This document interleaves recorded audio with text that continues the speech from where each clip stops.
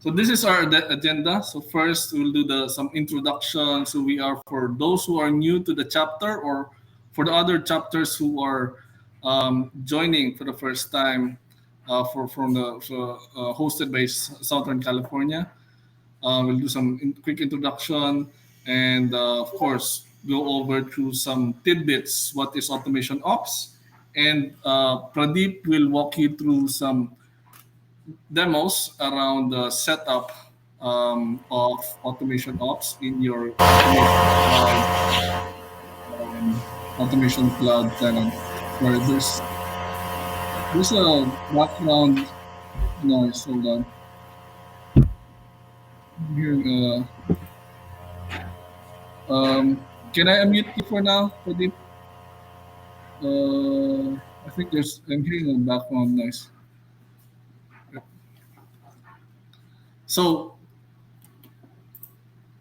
that said, again, this is just a typical standard uh, community chapter overview that we have, and this goes with other chapters as well.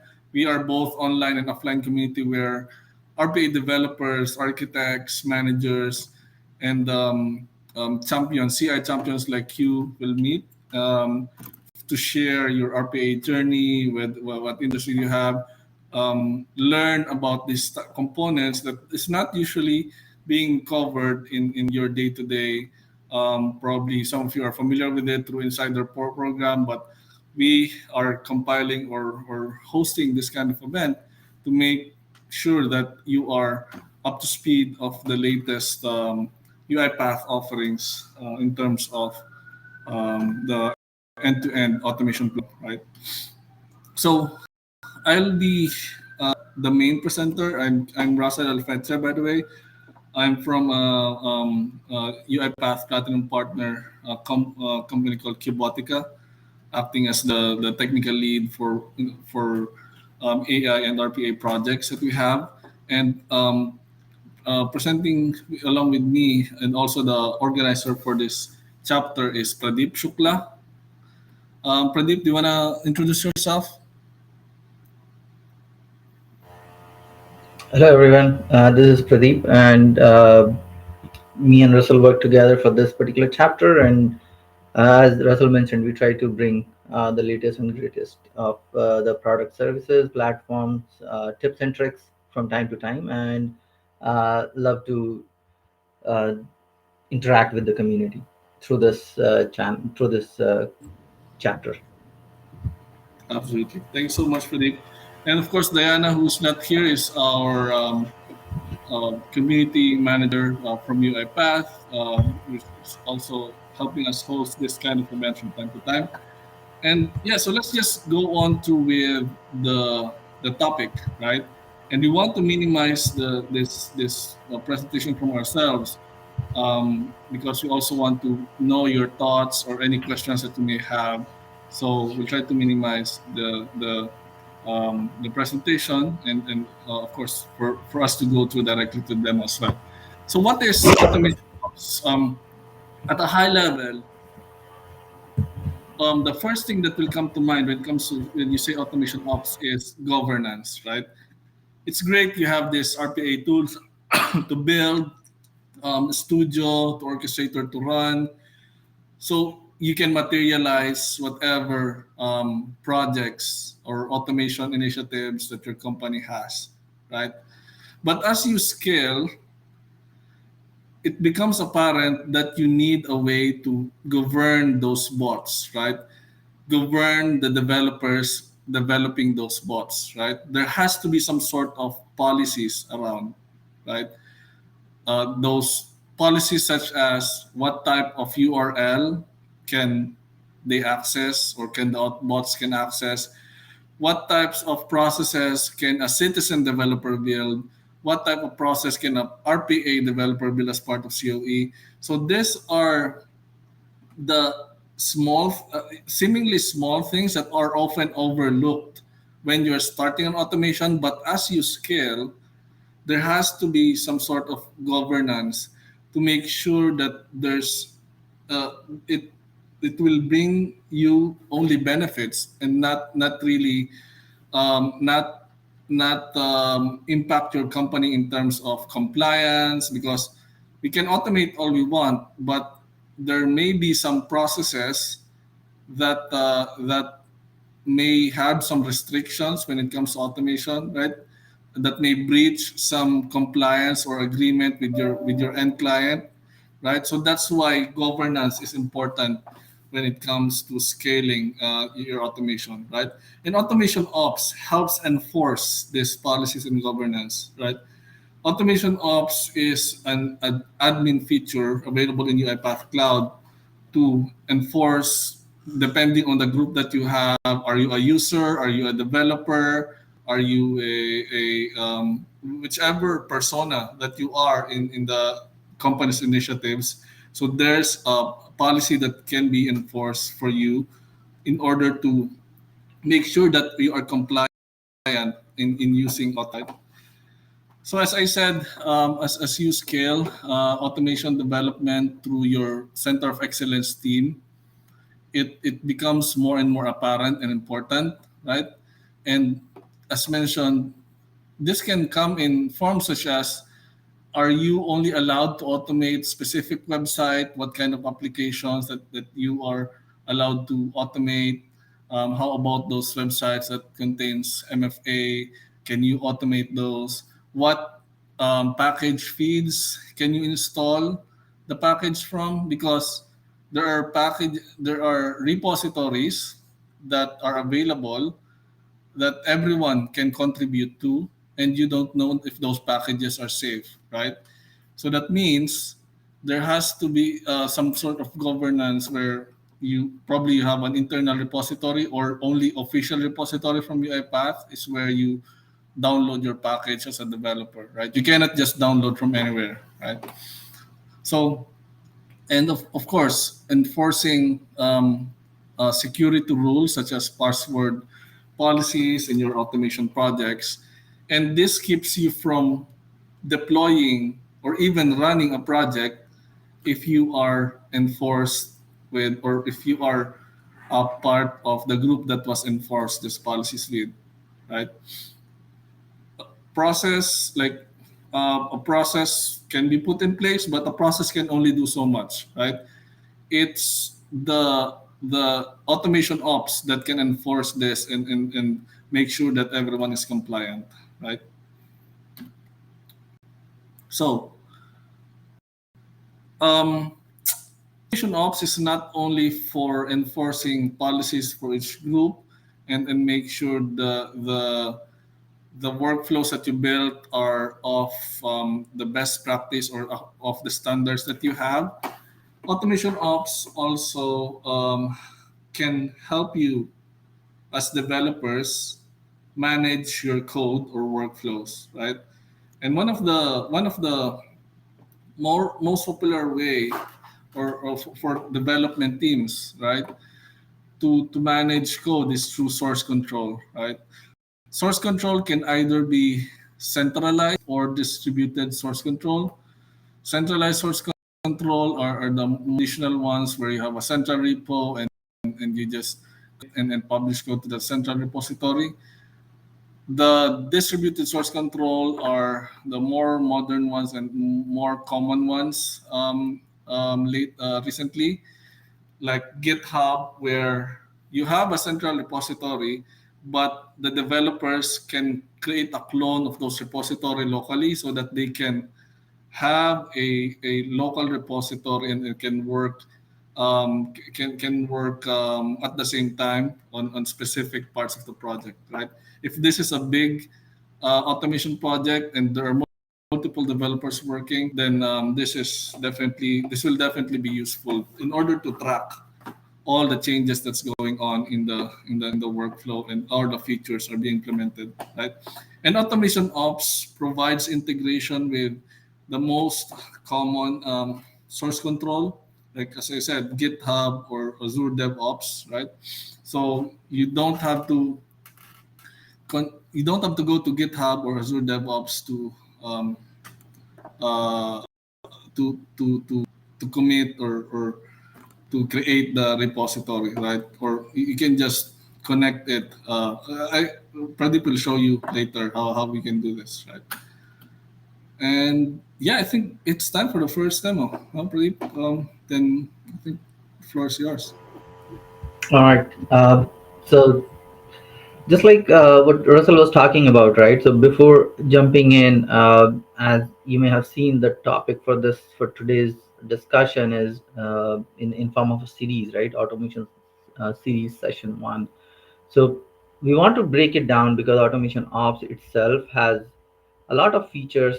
Some of them are available and some of them are still in preview, but you can still look at things that you can present, that you can connect and you can experiment with. Uh, Russell, you may have to enable sharing for me. Let me see. I have a presenter mode. Can you try again? Okay, yeah, now I can try. Oh, that's good then.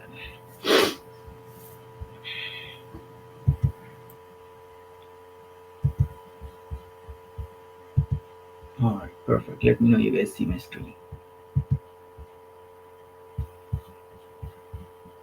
All Yes, right, you can see it. Yep.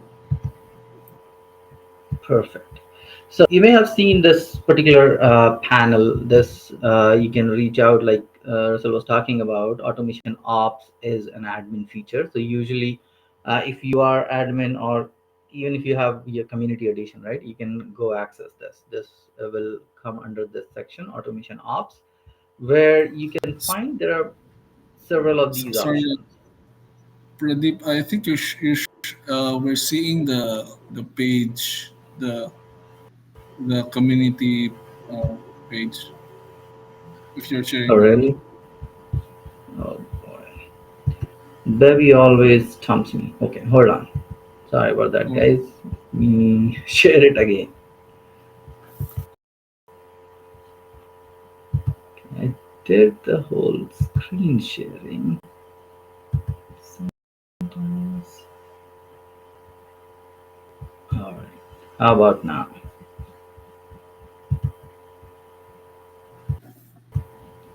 yes. Yep. Yep. We can see it Yeah. now. Yeah.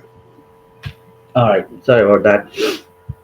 So let me go back again. So in your portal on UiPath, you can come down to more options and you'll find the automation ops available to you. In case this is not available, then you may not have admin rights. You may not be the administrator of that particular account. In that case, you can always experiment with these features from the community edition. Okay. Or you can request for admin access. In that case, you would have access to the automation ops. So once you in ops, you'll see these features out here.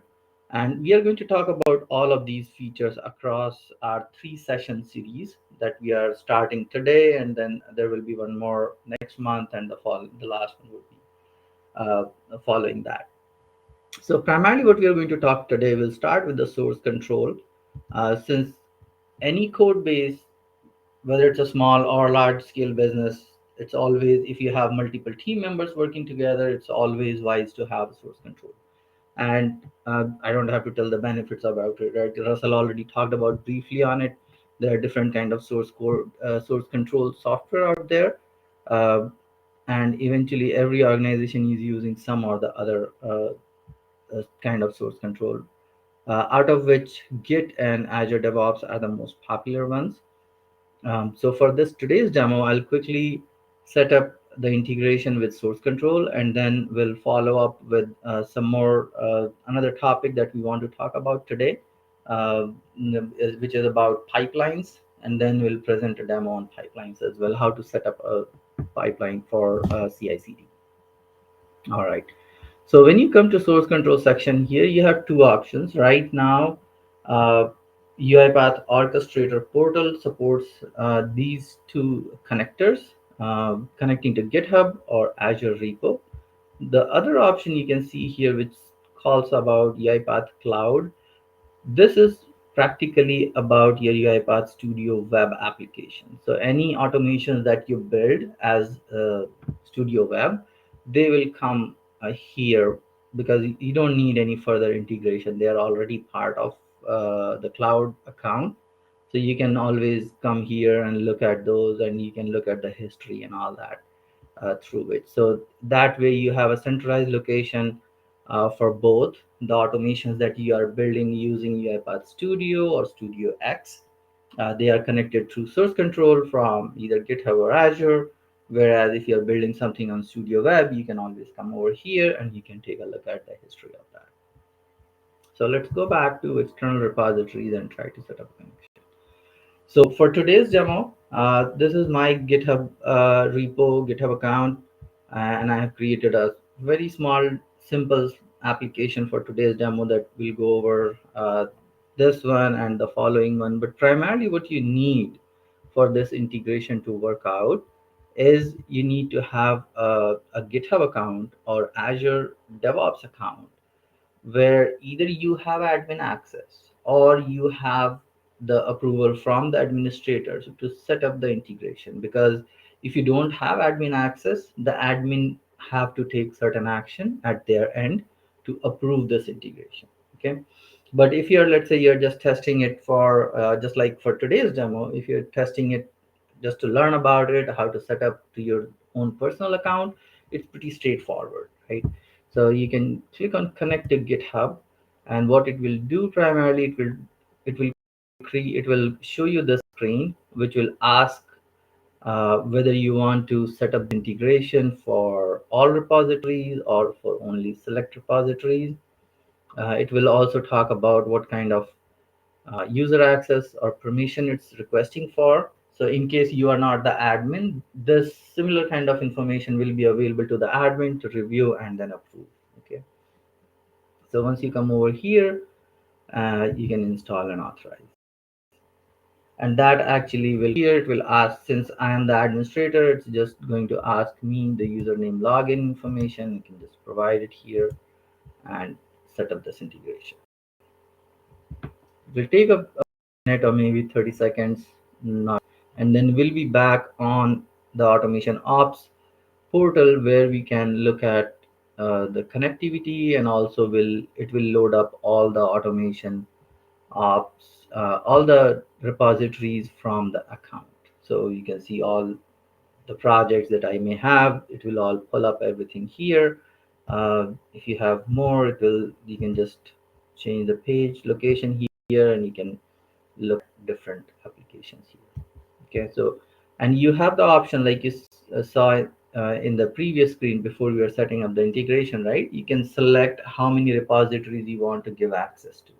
So it's not necessarily that if you're setting up an integration with GitHub for your account, all of your repositories will be here.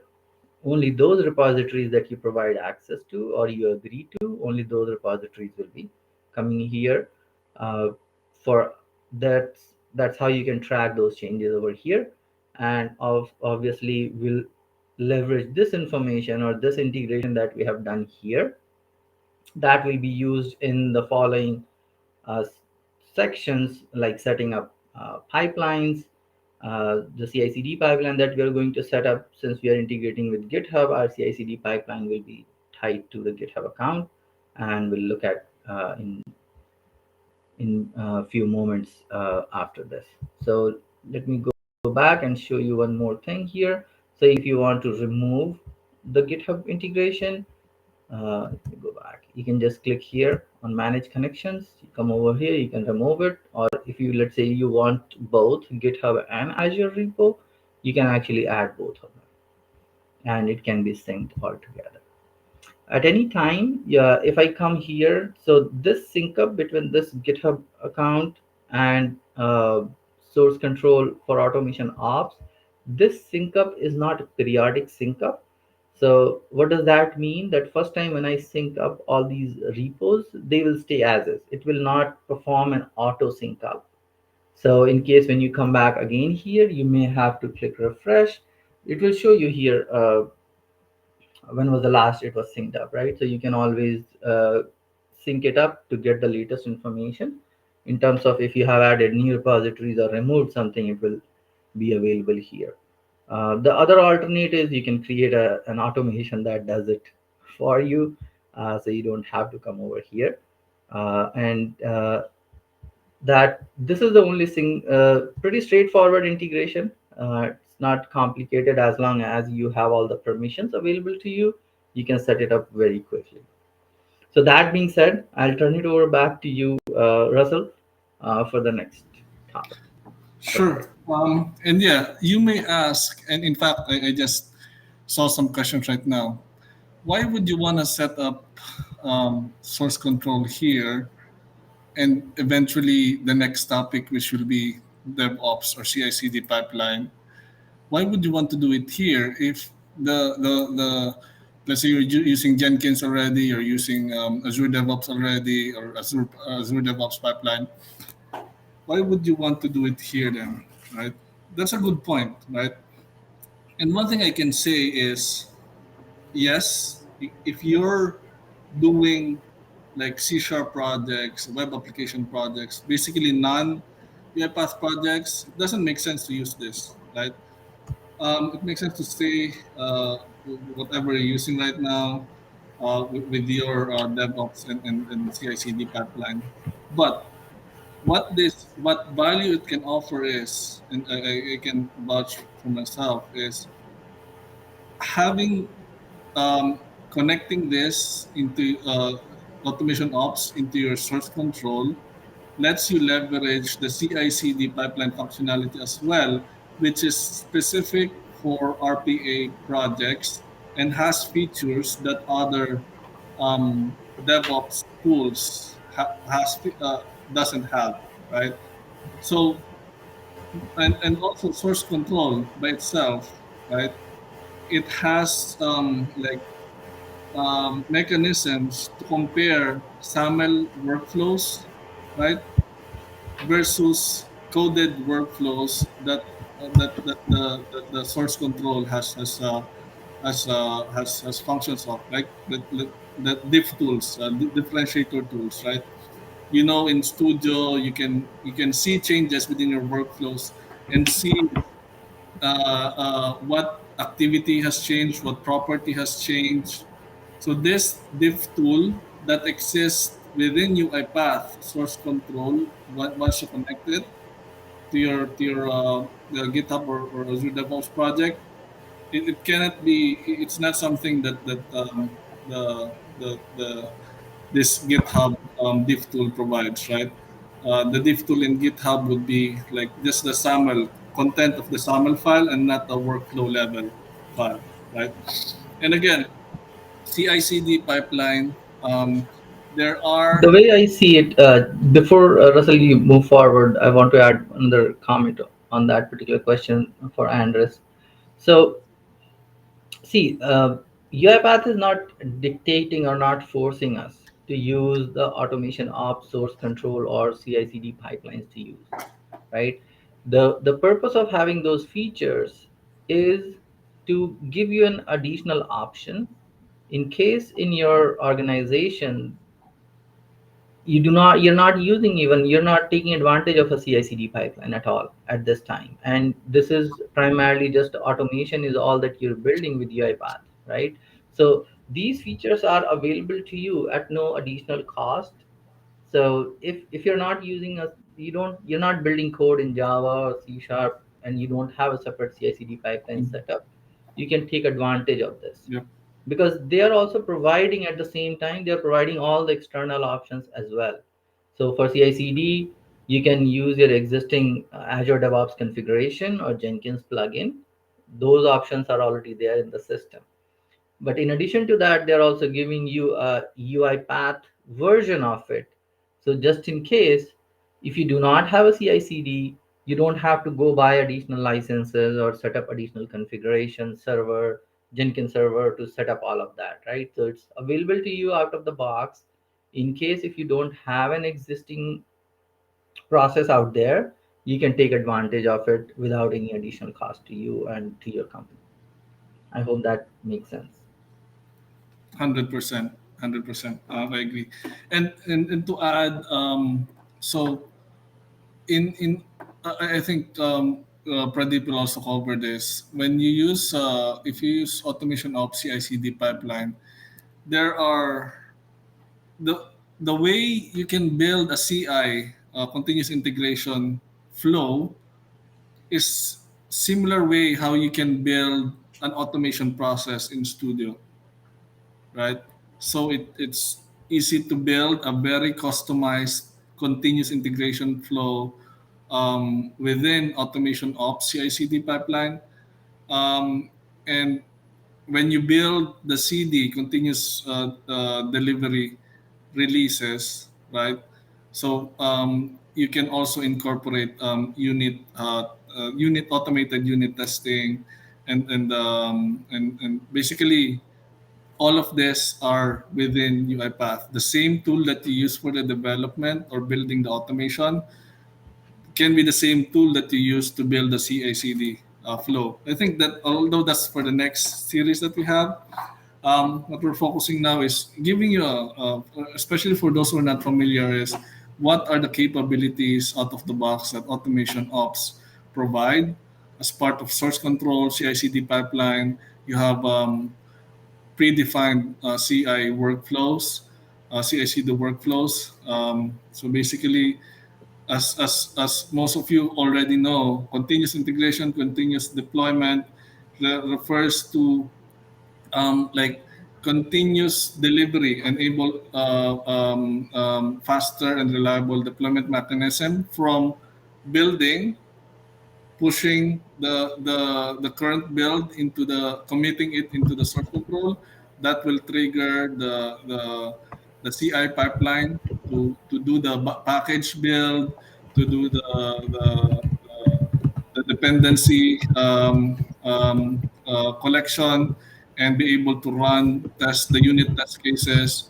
That's the CI, and CD will be to release, right? To release to the next environment once the CI flow has completed successfully.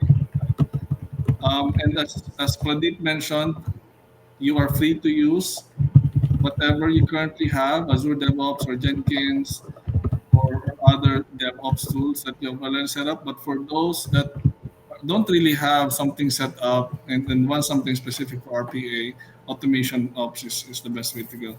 So Uh, the next, hold on, sorry. So I think, yeah, I covered most of this. So yeah, pipelines contains a set of steps, right? So this is what I mentioned around the CI pipeline that the default that UiPath has to package, to run unit test cases. So these are called pipeline process, right? And again, these are exposed as activities in Studio as well if you want to customize the CI pipeline. And these are just the requirements. And when a pipeline is triggered, a job is started which runs the associated pipeline process using an unattended robot. So, yep. Go ahead, Pradeep. All right, I think you need to stop sharing first. It only allows one person to share at a time. Yeah, there you go. Sure, man. All right, I was watching the chat. It was really great discussion, guys. These are some of the topics that definitely would like to on it today, and let's see how far we can go and how far. All right. So, all right. So this is the first step that we did where we created the source control. So now this particular project, which is a very simple project, there's nothing much, just kind of a simple logging project that I have set up. The goal is to set up a pipeline, and when after the pipeline is set up, uh, once we commit a change or make a change to the existing source code, that commit itself should be able to use that pipeline to trigger a new build and publish the package back to the orchestrator. Okay, so that's what we will try to simulate. Uh, Not exactly from the automation perspective, but what goes behind the automation when a developer checks in, right? So that's the pipeline we are trying to build. After check-in is done, the automation The pipeline should be able to recognize that there is a commit has been made, and after that it should be able to trigger the pipeline in order to build that package and publish that package in the orchestrator. Okay, so we'll go through those steps and we'll see how that works out. So after the automation setup is done here through GitHub, so now we are connected to a source control, and that's the prerequisite in a way for setting up your pipeline, that you have to be connected to the source control, irrespective of whether it's a, Azure, a repo, or it's a GitHub. Okay. So now when we come to pipelines, and again, as you can see, this is still in preview. So what does that mean? That still there are some features that are being evaluated, expanded, uh, worked upon, so that it's more efficient and more tuned to performance requirements and etc. So let's start with that. And like I mentioned, for today's discussion, I'm only going to talk about the pipeline setup within UiPath. Before we jump in, let me show you the documentation as well. On the UiPath portal, you can see this documentation, which talks about the ops pipelines and also third-party integrations using CLI, using DevOps or Jenkins. So these three are the topics that we are not going to cover today. We'll just focus on this one. Maybe if there is enough interest, we can set up additional sessions where we can cover each of these in details. Okay. All right. So click on getting started. So the first step is to set up a runtime. So in order for the pipeline to work, there has to be a runtime setup, which is pretty straightforward because most of the things are already picked up from here. If you read this description, there are two things that are required here. One is a folder. Pipelines folder will be created when we set up the runtime, and there will be a robo account will be created as pipelines robot. So the purpose for both of these is primarily to have some out of the box uh, packages available to us that can perform the operation, like downloading the code, building that code, building the package, publishing the package, and running few tests as well. There are I think 4 or 5 different packages are available. We'll look at those too as we continue here. So the setup, it will primarily pick up the tenants. If you have multiple tenants, you have to pick up which tenant you want to set it up. For my case, it's just one single tenant. For machine, in order for you on which machine you want to run it, you have to select that machine too. I have a cloud serverless machine and a workspace. So I'm going to run it on my workspace here, which will set up what a version of robot is available to me. um, there's nothing, no policies, a default machine. If you want to run this on a VM, let's say you want to run it completely unattended on a different machine altogether, you can definitely do that. You have to set up that machine ahead of time um, for this to be available here. Okay. So all right, we click here. This will create the setup. So primarily, as this annotation talks about here, it will create a new folder as pipelines, and it will create a pipeline robot account. So if you want to take a look at it, let's go over here, and we can see there is a folder available. Give it a few seconds to refresh. And under pipelines folder, if you come over here, you can see it's leveraging essentially another set of packages, right? Another set of automation. So these are the 5 automation that comes out of the box available to us by setting up that pipeline. So that's the topic that we are talking before, right? Why UiPath pipeline and not others? Uh, One of the advantages out of the box is you have everything available to you, at least to start with. As a beginner pipeline, it is available to you, and you do have an option to customize it.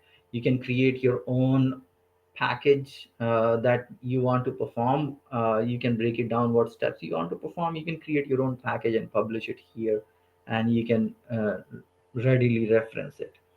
So what each of these packages work, if you want to know more details about it, the documentation does a good job of it. Me, rather than trying to rephrase it, Let me go over and take a look at it here. Section where it talks about each of the individual packages. So build and publish will do a cloning, analyzing, build and publish, which is pretty straightforward. Copy package between environments. So this is another interesting one, right? So think about a scenario where you're moving from dev to QA and from QA to pre-pod, UAT, whatever name you have, or SIT, whatever name your organization chooses to do, and then from there to prod, right? So you can use some of these packages to actually perform the deployment in different environments as well. How cool is that, right? Update process from code. This is a third one, which actually performs build, publish, and updating the process in Orchestrator. We'll look at some of these with our example today.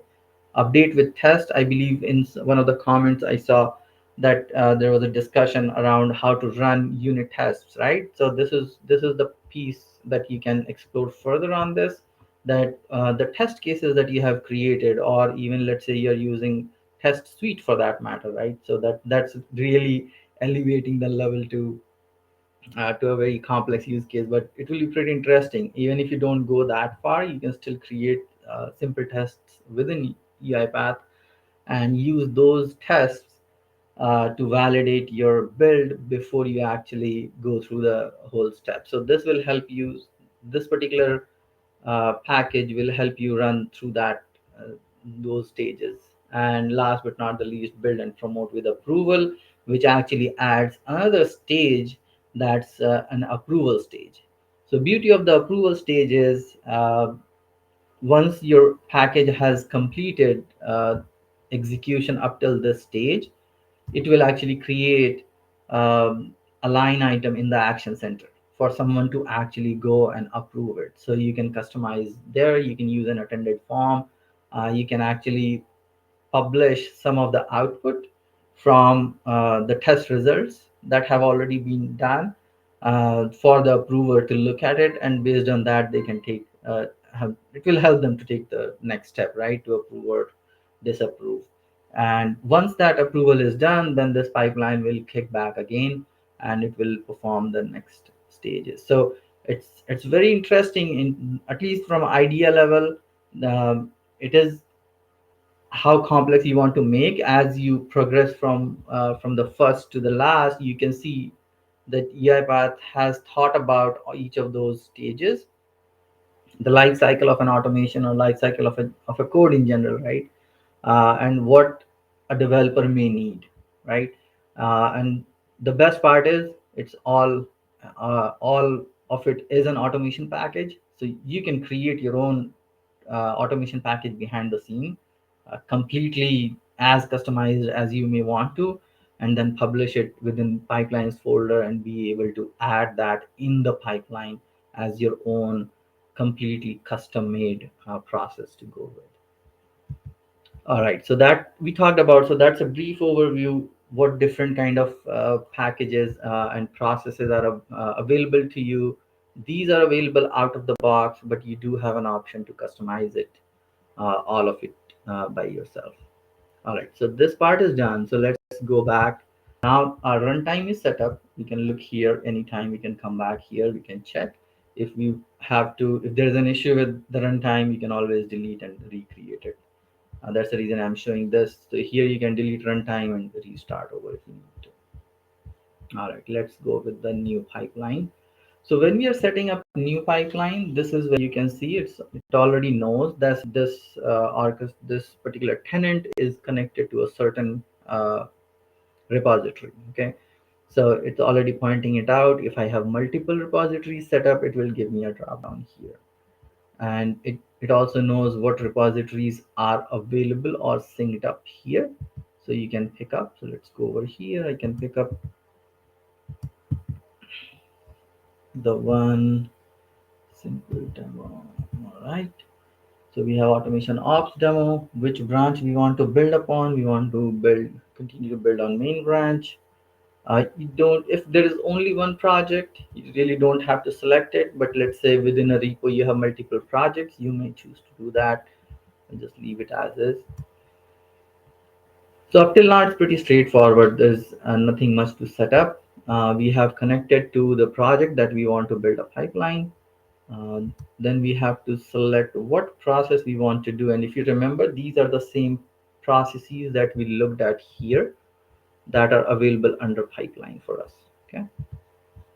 So we'll use update process from code where we can uh, as a developer commits the changes, it will download the code, clone it, analyze, build, and then update back to the orchestrator. Okay. So now once you have selected this, this is a section where you have to actually enter manually. Up until now, everything was actually just available to you and we have to select it. So you have to be a bit cautious because I have seen some issues arising uh, if it's not appropriately entered. If you like by mistake enter space or casing is not matching, I think it is case sensitive, so you have to be a little careful on that. So that's the process name. I don't have to put any analyze policy. Orchestrator URL is the same one, so we can pick up our own orchestrator URL here. We want to get this published here, and then orchestrator folder. So when what I'm trying to do, I'm going to get this particular project set up in the shared folder, and you can define any other folder if you want to. Okay, so this is all the entry that we need here. Let's move on to the next stage. So here it just provides a name for this particular pipeline, a description. I'll just leave them as is. These are the two options I have: run this pipeline for each commit, or I'll run manually. I'll go ahead with this option. Uh, Having selected this option doesn't mean that I cannot run it manually. Okay, I can always come back and run it manually. But if I put this for commit, then yeah, then it's just added on top of it that for every commit also this pipeline will run. So now that this is done, so we save this here. All right, and that's it. That's a pipeline setup. Pipeline is set up here. So let's run this. And then we will perform a commit to the existing code.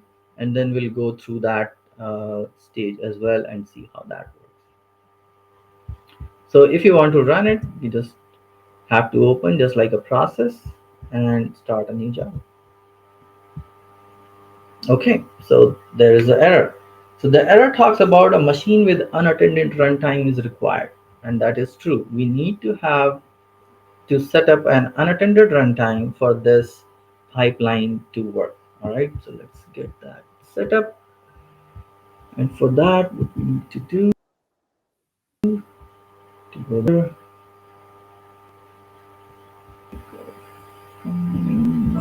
users.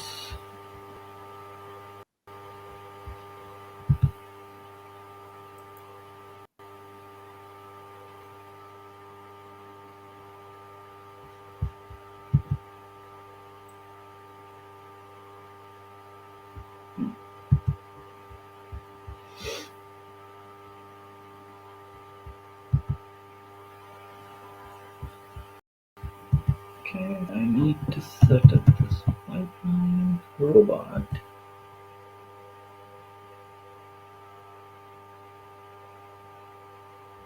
Then I need to set up a folder role for this.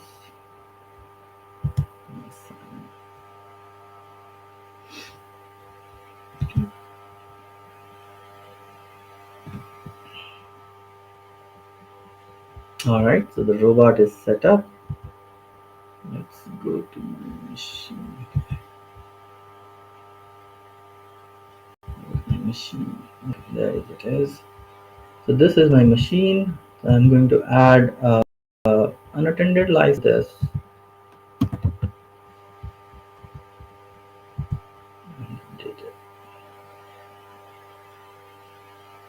All right, that should take care of it. Dismiss. Start the job. So that setup was key. It needs to have an unattended license to make it work. And the pipeline robot that gets created as part of the runtime setup, that needs to be assigned access to the pipeline folder. So as you can see here, you can see each stages. So cloning is done. Uh, Package name version is downloaded. Then you can see its analysis is done on this. And right now it's going to the build stage. And we can see real time. And if something fails, we can always look at the logs. So you can see the first time when we ran and we did not had any unattended robot available to it. You can see the logs here. Also, you can always come back and look at the job summary and details. Pipeline job cannot be run. Let's go back and see where we are. All right, so it will take a few minutes. Sometimes it goes faster, sometimes it's a little slow. But while this is running, and we have not made any changes to our code, the code is as is, simple code, nothing much in this. There's a message and all that, right? And essentially, it's not doing anything from the studio side. Whatever is being done is from the GitHub. Once this is done, then we'll make some commit to the code and and push that out to GitHub, and we'll observe the pipeline to run and trigger another another pipeline run for us to take a look at it. Right? Let's wait. Sometimes it takes longer than usual.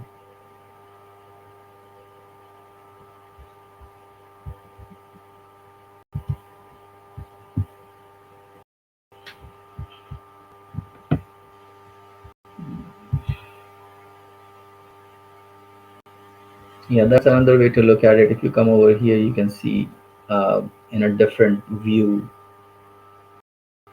the automation is continuing to work. All right, while it is running, is there any question that, is there any other question in the chat we can take? Yeah, for sure. And I think I have answered most of this, but we can talk about some of the things, mainly some of the licenses requirements, and I hope I answered those questions, and Pradeep also covered some of those as well. I believe not only the typical unattended runtime, but this can also run using UiPath Cloud Robots serverless. Yes, Uh, yes, absolutely. so that licensing is the robot units instead of the unattended robot. Eventually, it will be a consumption-based type of license. I think. So the But yes, build process is complete. Yeah, yeah, you're right. So you remember when we are setting up the pipeline in the machines, it showed you two different machines. One was my own machine setting a setup on the workspace, and the other was serverless cloud robot, right? So those two machines will be there if you have enabled serverless cloud on your tenant. You would have access to that, or like I mentioned, you can set up completely separate VM to do that. So while we were talking about the build complete, publish package is complete, and update process is complete. So all the processes are done here. And let's look at the logs. Everything should be good. So update process is here. So everything looks good here. So let's go back and check where is my package and what's going on with it. There it is. So there is a package available to us which just got published based on that pipeline run. So you can see the explore packages option here. You can see, okay, not, I didn't need this one. So now we have option to upgrade to the latest version, but in a way, and you can see this is showing 101-2. This actually is the minor build version, because whenever this automation will run as a pipeline, it will always set up as a minor version. So it will not automatically increment if it is a major release or anything like that, it will not change any of it. So if we come over here, so let's upgrade to the latest version. And there it is. You saw before that, right? It was 1.0.1 hyphen 2. So it was going from 1.0.1 to 1.0.2 version, right? So it was just upgrading to the next, incrementing to the next version available. All right, so that part is done. So let's take a look at it. If we make just a minor change here, nothing much. I'm just going to add an annotation.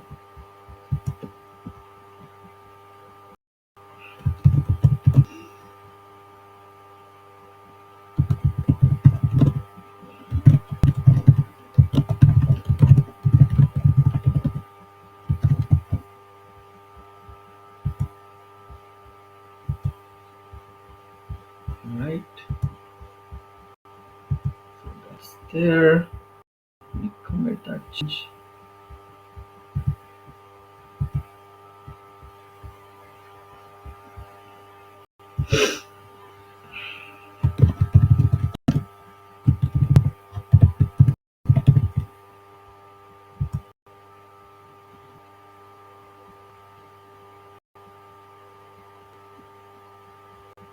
All right, so commit complete. Let me come over here and refresh.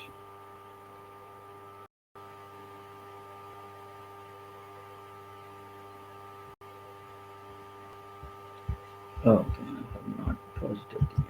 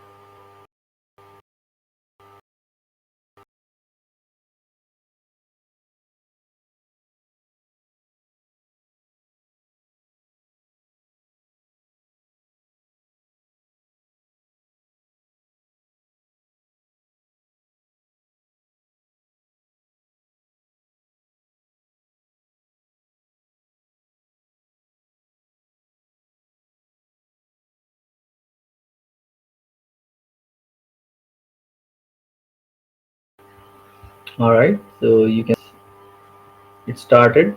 As soon as the commit is done, it started the next build.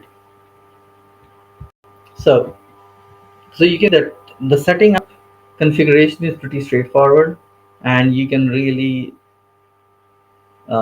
set up the frequency in terms of for each commit. Right now it's limited in terms of because you have only two options, right? Either you do a recap for per commit or you do manually. And here's the thing, you can think about it, right? You can create a altogether a different workflow that actually does end of day pipeline execution too, right? It doesn't have to be either per commit or a manual start of the pipeline. But the good thing is it all comes out of the box with a minimum code change or minimum configuration change even from the UiPath side. As a developer, you really don't have to do much until unless you really want to a step further where you add and you can use the test process also, which was another use case that we looked at in terms of pipes. You can use your existing tests also.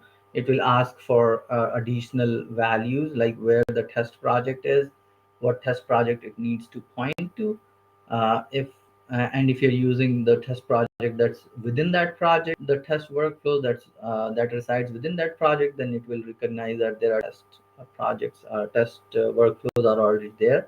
So it will execute them as part of the build itself. So that makes the overall experience very seamless. You have really very little amount of uh, upfront work, any work that you have to actually do, because you have the pipeline, the configuration is already out of the box available to you. You just have to point to which repository, which project you want to set it up, and what should be the configuration.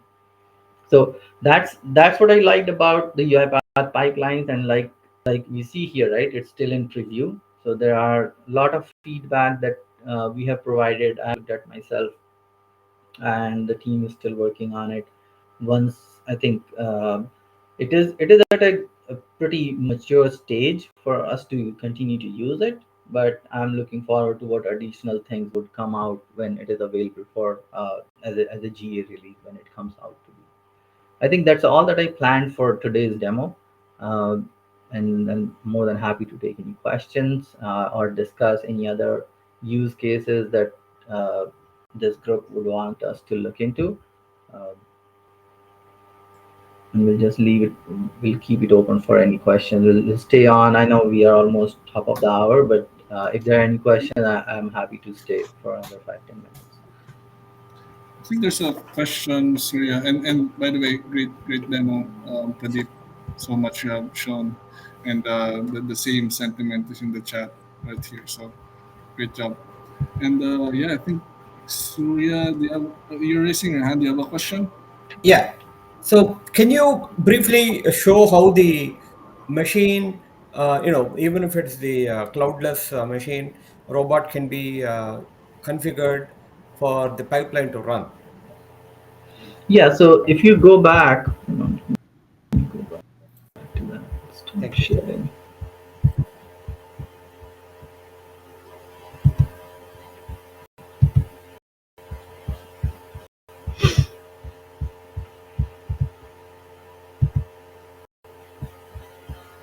All right, so if we go back to the pipelines, right? So you can create a new pipeline. Sorry, okay, it's not here. It is at the level where we are setting up the runtime. So you see it's set up on my machine, right? So if I delete this run and one point of time you can have only one runtime, either it's running on a machine or on a cloud, serverless cloud robot. Okay, so that there's only Can one you that. show us how you added the runtime? Yeah, sure. So okay, so I'm going to delete because once I delete it, this all that I set up it will go away. Okay, so let me delete this. You mean when you delete the runtime, the pipelines get automatically deleted, or they just are high lagging, No, in so order? so here's the thing, right? These are all tied together. So you first set up a runtime, and then Okay. you set up a pipeline within that runtime, right? So Okay. if your Oh. runtime is gone, then your pipeline does not exist anymore. Oh. Okay. All Yeah. right. So this is Okay. Yeah. Yeah. I'd still like to see how you created the runtime. yeah, sure. Thank So you. let me go back. It was pretty straightforward actually. Creation is running is not complicated at all. So if you come over here, right? Mhm. So if you not have any runtime, so this is what it will ask for.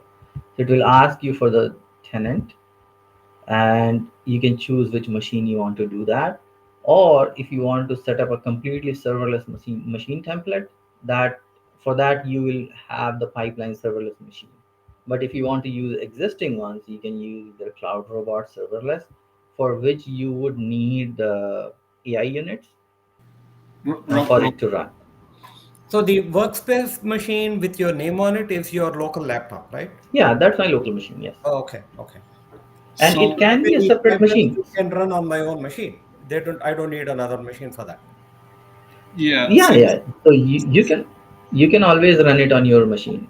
Okay. so this is a background process. So in Orchestrator, that is where you actually create these machines, these available machines. So in Orchestrator, the tenant, Yeah. So if you you go over go, here, right? yeah, you Yeah. go there. So on at Yep. tenant level, these are the two machines that I have, and I was talking about before, right? So these are already two machines that are provisioned on this tenant. Okay. You can have additional machines. You can set up here. You Yes. can go and create a cloud VM, another cloud Serverless. serverless if you want to, or a Elastic Pool if you have. If you're using Azure, you can set up like a farm overall, a virtual machine farm completely that you can use Yeah. here. So Okay. you get access to whatever you set up here, Uh-huh. but in addition to that, if you do want something else, then that's where you can actually classify it completely separately as pipeline serverless. This is essentially a cloud serverless machine. And is So it created on demand and then deleted right away after the process is over? yeah, so serverless robots, that's how they work. They Okay. use, as long as you're running your automation, they will uh, compute. They will define what kind of compute power, memory, and all that is required for that particular automation to run, and it will run. Okay, and you consume AI units, so you have to have those AI unit licenses available to you for you to be able to use it. So just to clarify, so robot units, so AI units may uh, is Oh yeah, primarily. yeah. I know. Sorry, it's his robot unit. So initially, actually, the reason I refer to that, earlier they used to call it AI units, and they renamed it as robot units. You're right, Yeah, Russell. so these are robot units, and these are background process, by the way.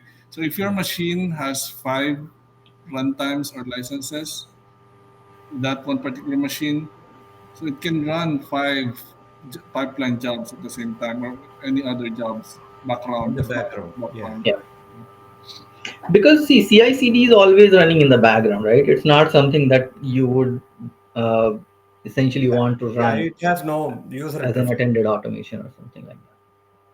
So even if a unattended robot is running on the unattended machine, using the use screen, user interface, and all that, this background job can still run in the under the hood, um, without impacting the other production bot, right? Yes. So Okay, Yes. yeah, except for the yes, performance.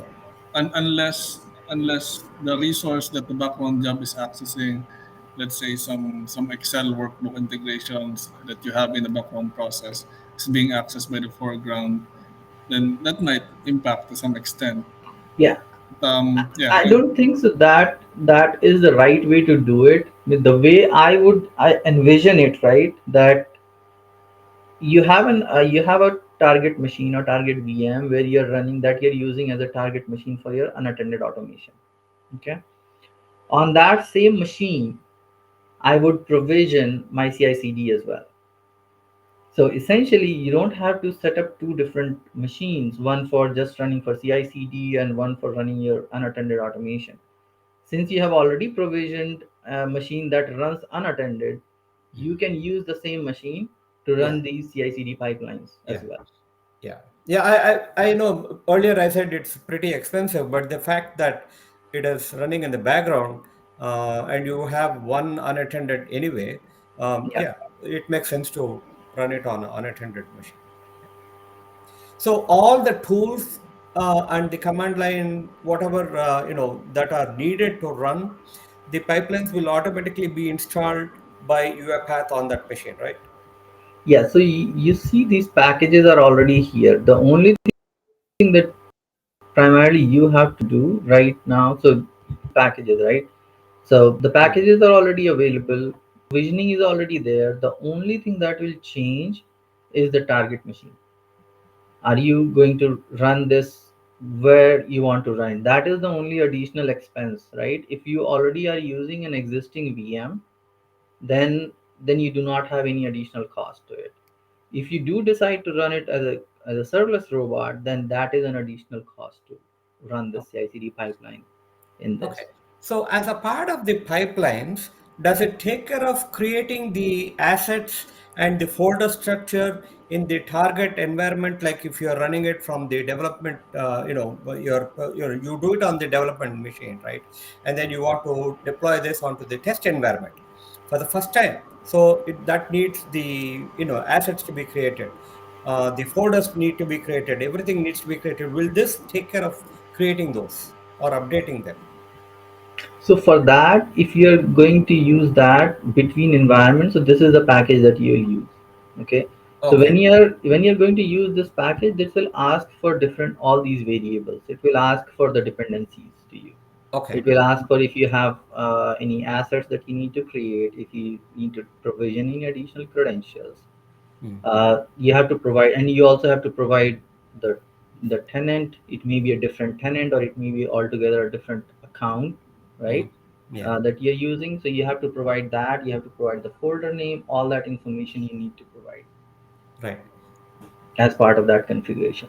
But yes, that is a one-time setup that you have to do. Right. And if there are any changes in the, let's say in some future version, I add a new asset, it will automatically create the asset. I would, yeah, I don't think so. I would say that it will do that by itself.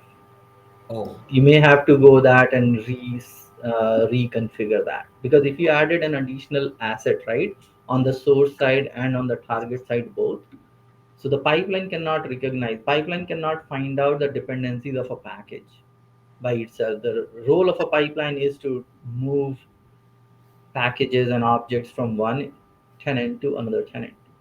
So the dependencies is the part that you have to own it. So in case if you do add an object or remove an object, you would have, it will fail if you do that uh, without updating the pipeline.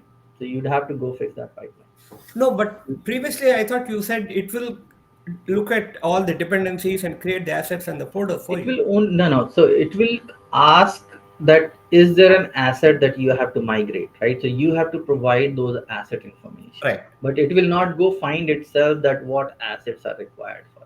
Oh, I think that part you can customize. So like this is just a Mm. package, right?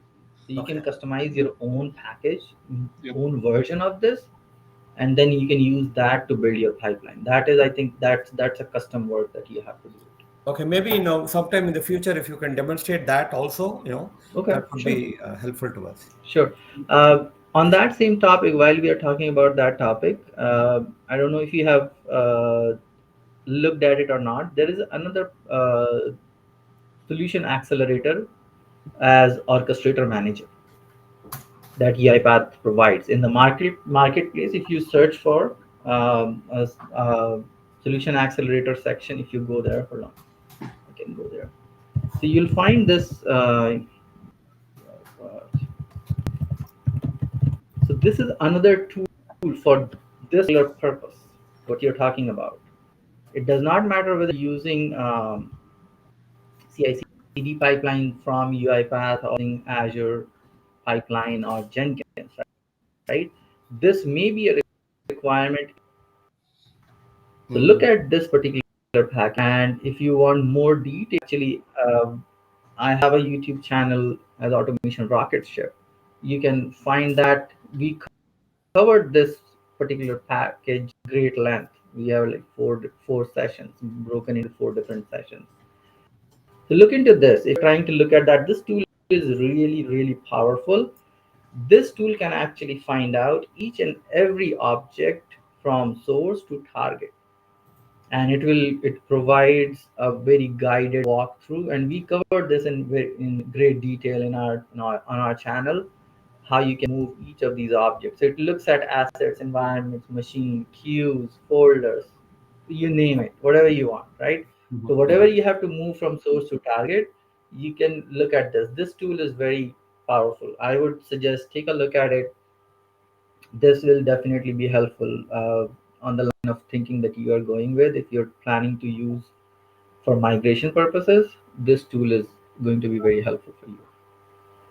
Okay. Yep. Okay. And if you still have any questions, always reach out. Yeah. Thank you. Sure. All right, folks. I think we are 10 past uh, over the time. Thank you again for staying with us and asking all these questions. There was a great conversation going on chat. I really loved it. And like I said, feel free to explore the pipelines feature and also sign up for our next two sessions. We'll continue to work through this automation ops. We'll cover next week. We'll cover governance, feed management, and the last session would be on the solutions management. So we have a lot of things that automation ops provides. I hope that's helpful to you to understand better why it's being created, where it is really beneficial, right? There are a ton of tools on the CI/CD area, right? Not everything works everywhere. you have to pick and choose what's the best tool for your choice or for your use case. So that being said, thank you guys, and we'll definitely looking forward to see all of you again in our next sessions. Russell, Thank you, everyone. Yep, absolutely. Thanks, everyone, and make sure to register our next session. Thanks, Pradeep. all right, thank you. Bye now.